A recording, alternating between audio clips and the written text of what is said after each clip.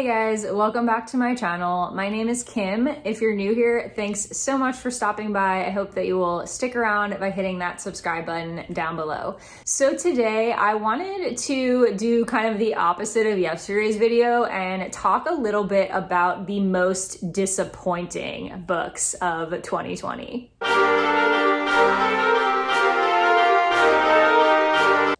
So these 8 books did not make my worst books of 2020 video because they weren't necessarily that bad. It was just that I was disappointed with them, meaning I had higher expectations and thought I would like them a lot more than I actually did when I read them. This could be for a variety of reasons, but here they are in no particular order. So the first one is Cauda Witch by Nnedi Okorafor. This one I read very recently. It was in my most recent wrap up, and this one really sounded like something I was going to like. So this is a middle grade fantasy, and it centers around a girl named Sunny who is albino, and she's 12. She lives in Nigeria, and she is basically, in the beginning of the book, she's bullied quite a bit for being albino, and the other kids at her school do not really take to her very well. She becomes friends with this boy who goes to her school and stands up for her during a fight, who then in turn introduces her to this other girl that lives nearby and does not attend school. Basically, this is the story of Sunny finding out that she has supernatural powers and she is actually a free agent, meaning that she is not from a direct magic bloodline, but she has magic. So she and her 2 friends are both training basically to become witches, and they end up tied up in this tracking down of a serial killer, sort of. So I really thought that I was gonna like this because I pretty much like anything about serial killers. I find it completely fascinating. So like that was a selling point for me. And I also generally enjoy books about witches. So this felt like a great combination, but honestly, overall, it was just kind of underwhelming. The serial killer aspect that's mentioned in the synopsis is a very minor part of the story. I was under the impression, based on the synopsis, that they were going to be actually tracking down the serial killer, and it was going to be a huge part of the story. It is not. This is mainly a coming of age story of Sunny kind of figuring herself out and learning about her powers and how to control them. This just wasn't really my thing. I don't always love middle grade fantasy, so I guess it's not all that shocking genre-wise that this wasn't the best book for me, but I really thought subject-wise that it would be a win. The second book on my list is I Know You Remember by Jennifer Donaldson, which ironically I remember very little about. So this is a YA mystery thriller. I actually picked this up on the recommendation of some of my students last year. This was like super hyped up last year among my 8th graders in my book club elective. They were kind of like passing it around and all raving about it, and they kept trying to get me to read it. And so I finally read it, and honestly, I was not impressed. I felt kind of bad about that because they all really loved it, but it just wasn't, in my opinion, a good mystery thriller.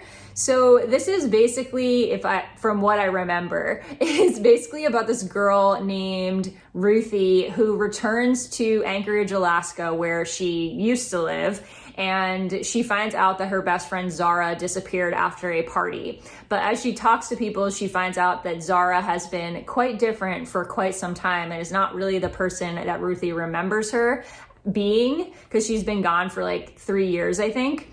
And she basically just has to like figure out what happened to Zara. This has a twist at the end that was, in my opinion, a little ridiculous. And I don't know, I've read a lot of YA mysteries and I just felt like this one fell flat and was just a little bit cheesy and predictable. So yeah, this just did not work for me. The third book on my list is An Unwanted Guest by Sherry LaPena. This is the first and only book I've ever read by this author. I've heard that her mystery thrillers are pretty good. Honestly, I thought this was gonna be like an easy sell for me. I thought it was gonna be right up my alley because it's basically about this group of people who get snowed in to this hotel or inn in the Catskills. So it is an adult thriller, and it's a bunch of like couples, and I think one single person. I forget exactly the cast of characters, but they all get snowed into this inn and someone turns up dead, but it looks like it was an accident. So everybody just kind of tries to like brush it off and make the best of it. And then another person turns up dead. So this is a closed door mystery, if that's the proper term, where they're all stuck in one place and you have like a select few characters or suspects. Normally, that is so my thing. Inclement weather and a bunch of people stuck together somewhere, like, you know, guys, that's my thing. Like, I love those two things in mystery and thrillers. And so I thought this was like gonna be such a good one for me. But I don't know, it was just boring. Like, it totally fell flat for me. I didn't get invested in any of the characters and it just wasn't that good. Like, I didn't find it thrilling or interesting at all. I remember very little about this. I don't even remember what the twist was, but I remember just feeling very meh about it after I finished. Next, I have the book The Grown Up by Gillian Flynn. I have read one other book by this author, which was Gone Girl, and I enjoyed it. I wasn't as in love with it as everyone else, but The Grown Up sounded really great. It's a novella, and it's supposed to be horror, I believe, but it basically follows this woman who is kind of like a hustler. She basically like tries to trick people into giving her money for her like spiritual gifts. And so she basically like reads palms at this small shop and she meets this woman named Susan who says that she has something going on in her house. She thinks that her stepson might be like possessed or the house might be affecting him in a negative way. And she sees this, the main character sees this as an opportunity to take advantage of this woman and make some money off of her. So she offers to go and like cleanse the house. But when she gets there, she finds more than she bargained for. This is super short, so I really can't tell you anything else without spoiling it.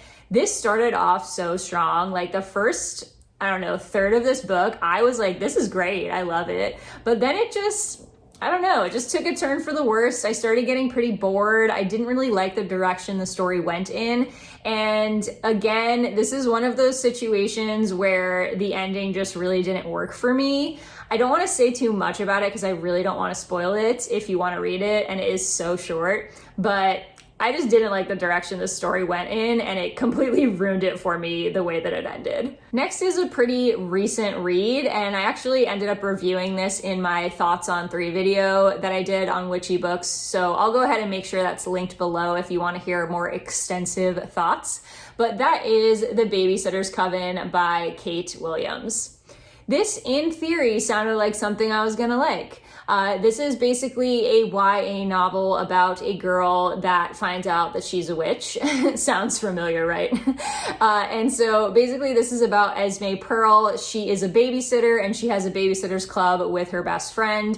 Her best friend doesn't really love babysitting and is trying to get out of it, while Esme really loves doing it. But then some weird things start happening surrounding her at school and just in general, like some things that she seems to be controlling but isn't knowingly controlling are happening. Like for instance, she's in driver's ed and she's very flustered because the kids in the car are like yelling at her to open the windows and she can't figure out how to turn off the child lock. And the car reverses into a tree without her touching anything. So basically she realizes that she has some sort of telekinetic power and that she, as a babysitter, is part of this coven of witches. And it just kind of all spirals from there.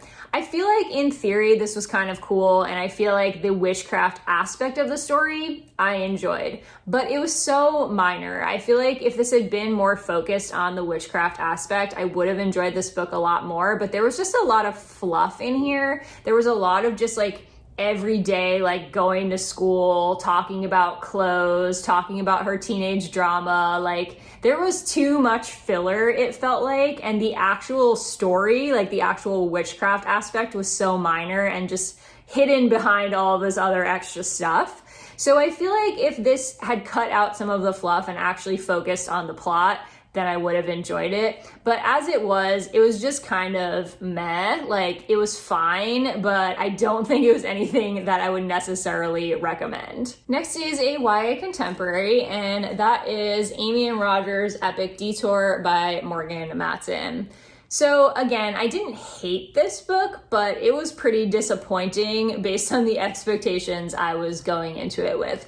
So this is, I think, the second Morgan Matson that I had read, and I had read Since You've Been Gone first and loved it. Like, that was an easy 5-star book. I absolutely loved it. And so going into this, I really had pretty high expectations. It sounded plot-wise like something I would enjoy, and I also had enjoyed her first book that I read so much that I thought, there's no way I won't enjoy this. So this is basically about this girl named Amy who is traveling cross country because she has to move the car, like their family's car, from where they live to California, because her mother has decided that their family is moving and she is responsible for getting the car to California.